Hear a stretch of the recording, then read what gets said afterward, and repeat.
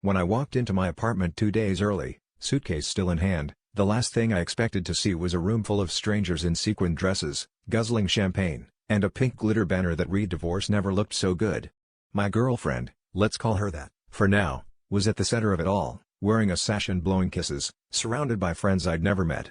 I barely had time to process the scene before a man stepped forward, raising a glass and grinning like he owned the place. "To new beginnings," he shouted, and everyone cheered. I froze, suitcase slipping from my fingers, and my girlfriend's face went pale. The man moved toward her and, no exaggeration, kissed her full on the mouth. It wasn't a peck, either. People clapped and whooped, and she laughed, catching my eye only after her lips left his. I felt a sick, crawling cold climb up my spine.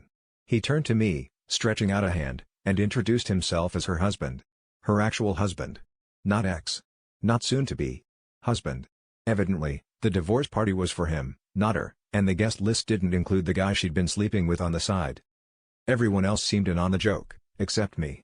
I stood planted in the wreckage of my own living room, watching her try to explain herself, voice rising, friends awkwardly excusing themselves one by one. She begged me to listen, saying it was complicated, that their marriage was technically over but not on paper, that the party was cathartic for her, for them. When her husband started laughing, telling me I'd never really known her at all, it hit me how much of my life I'd built on quicksand. The fights we'd had, the late nights she never explained, the mysterious work trips of her own, all suddenly made sense. I wanted to scream, or throw something, or maybe just run. But I did none of that. I stood there, watching her face crumble, realizing that all this time, I'd been the side character in their story, the punchline at their party. The twist wasn't just that she lied, it was that I'd ignored every red flag because the chaos made me feel alive. I'd always thought I hated drama, but the truth was, I craved it.